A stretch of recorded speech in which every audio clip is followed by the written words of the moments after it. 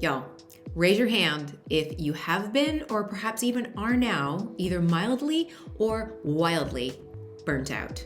If that's you and you got your hand raised, you're in good company because that's me too. My name is Karen McGill. I am an ADHD coach, and today we are talking about ADHD burnout, which is burnout with an extra twist when you have ADHD.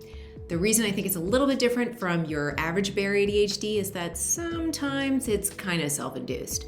But if you know how to get around it, then you can jump off that cycle of burnout, because very often this is kind of like Hotel California, where you can check out anytime you like, but you can never leave. You got to get off the cycle in order to get past the burnout. And today, that's where we're talking. But I think we should start with the definition of burnout based on the World Health Organization, which now sees it as a syndrome. Like, that's how bad it's getting. Now, they describe it like this. Burnout is a syndrome that results from chronic workplace stress, which has not been successfully managed. It is characterized by feelings of depletion and exhaustion, mental distance from one's job, feeling negative or cynical, and reduced professional efficiency, which bugs me because they go on to say that burnout refers specifically to phenomena in the occupational context and should not be applied to experiences in other areas of life. What? Show me a person who has not felt the wrath of burnout over the last 2 years. Burnout from the pandemic, from crazy global things going on, from being isolated and bored and lonely and Zoom parties and all the things. Raise your hand if you have not experienced burnout. Yeah, right. So I know that the World Health Organization has bigger fish to fry right now, but they really need to update that little definition there. So I want to talk about it more holistically and how it starts, what happens, what that process looks like, and how we can jump off that cycle.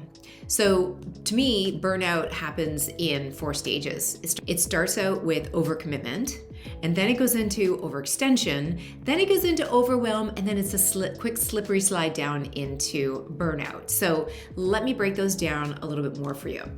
Overcommitment is really where the ADHD brain gets tripped up, because a lot of us are people pleasers.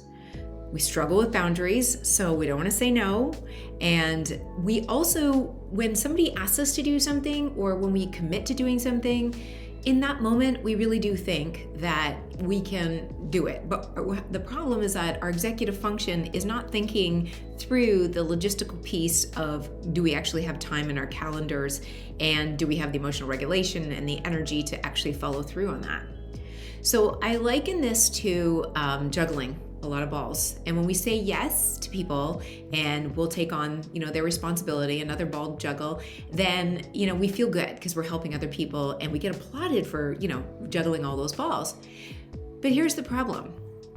Then we start to get into overextension, where we've taken on too many balls. We've got a full-time job, we've got a side hustle, we're helping people with this, we're helping with people with that, we've got our kids, we've got a family, we've got all of these different things that we're trying to juggle. And then after a while, we're focusing so much on keeping all these balls in the air, right? And people are like, go you, you're keeping all those balls in the air. That's great. And we're loving the praise, things are going well.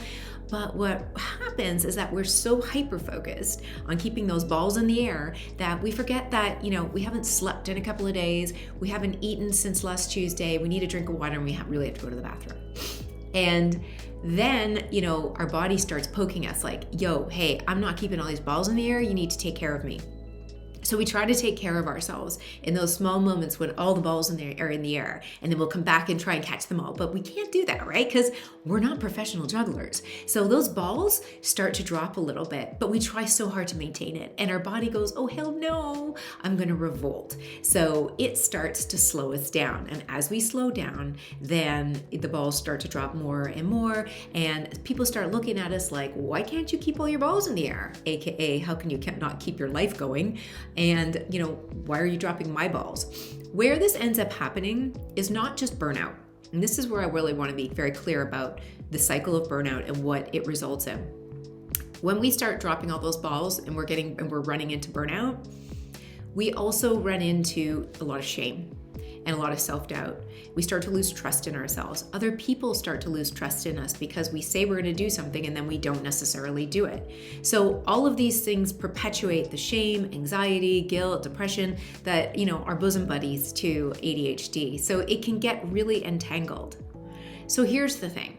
We've now overextended ourselves, and now we're getting into complete overwhelm, and we are unable to, keep everything going, and we're trying really hard, and we're trying to self-care, but we're not really doing it very well.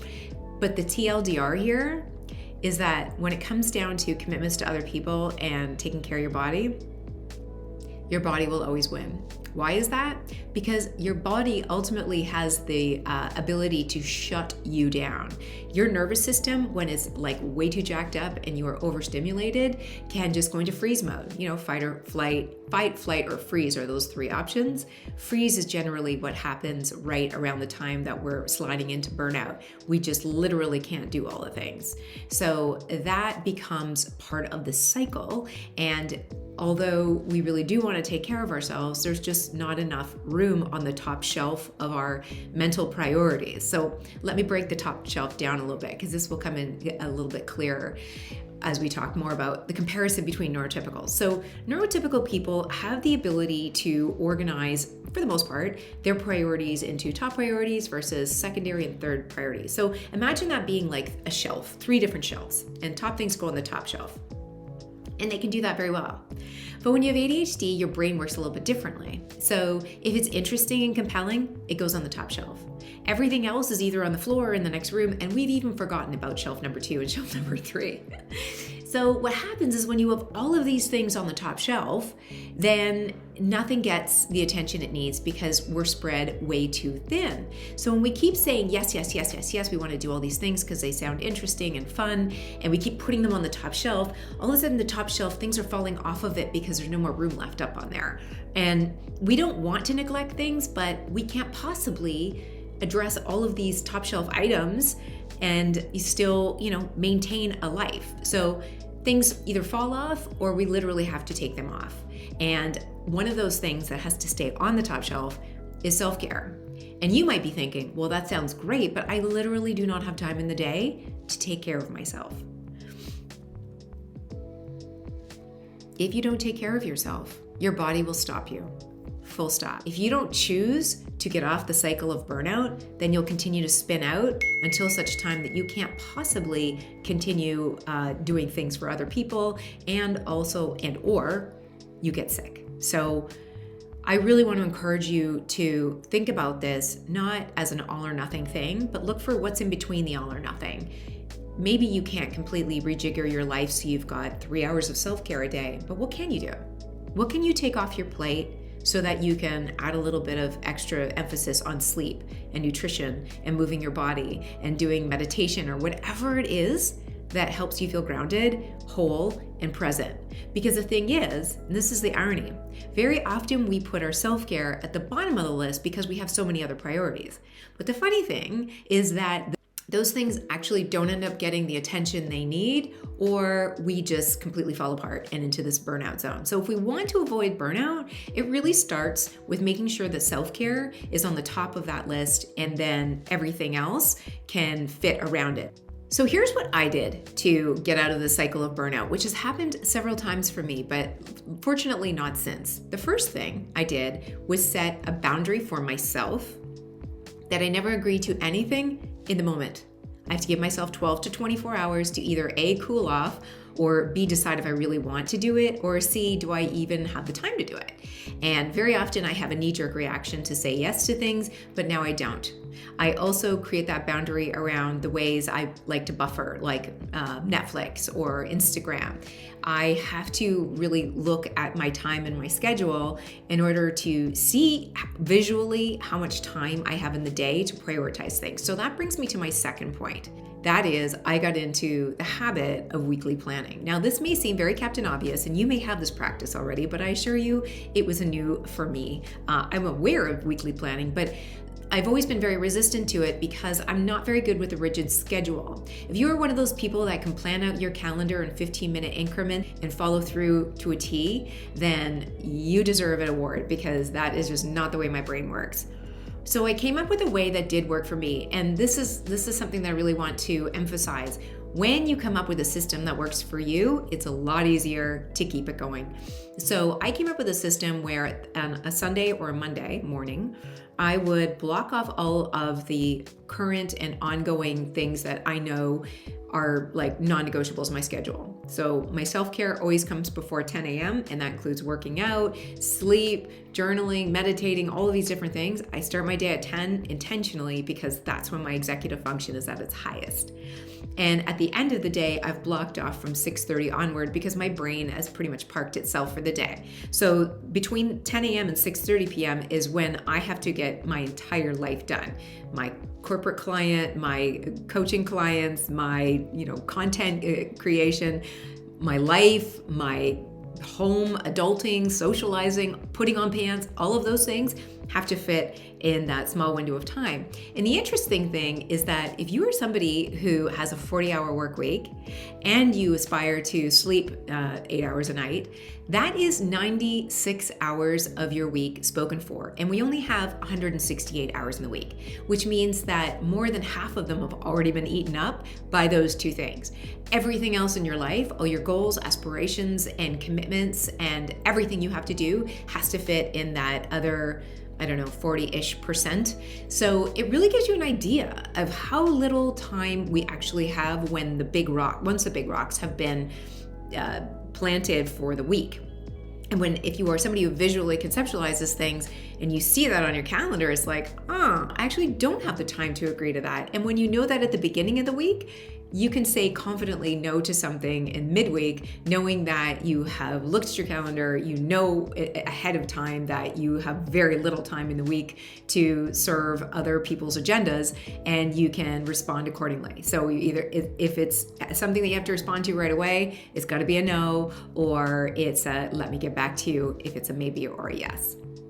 So what's the takeaway here? We know that overcommitment seems to be the hardest part for us because we prioritize too many things at once. So getting very good at choosing your top shelf priorities based on the amount of time that they actually take in your day is tip number one.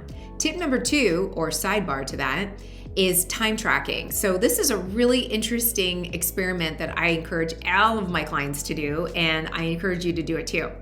Let's say one of your top shelf items is walking your kid to school or getting your kid to school. You think that takes about 45 minutes. Well, I invite you to actually time it one day. So from the point where you're trying to corral your child out the front door to the point where they are walking in the school and you're leaving, how much time did it actually take? If you assumed it was 45 minutes, you might be surprised to find out it actually took an hour and a half. So when I did that with a recent coaching group, it was amazing how many people were really way off the mark, either overestimating or underestimating time.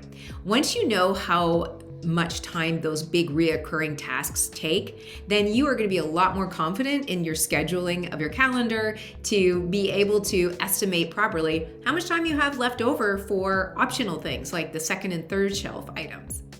The next thing I would encourage you to do is list out everything you've committed to and really be honest with yourself about what's most important. If it's not a top shelf item and you don't have time for it, delegate it, delete it, or just somehow get it off your plate. Because if you're ignoring it now, you're going to continue to ignore it in the future, and that's just more cognitive clutter.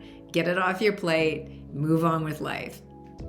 And finally, the last thing I want to drive home is that self-care is really the key and the secret sauce to your success when it comes to taking care of the things that are most important in your life. If you can't take care of your own body, your body will stop you in your tracks eventually, and that's when the burnout begins. So I hope you found this helpful. If you have any questions about burnout, I love talking about this subject because it's something that's very often in our control. With a little bit of awareness and practicing, solid habits around your time and energy, you can really master this process. So thank you for listening. Give me a thumbs up if you don't mind, and I will see you in the next video.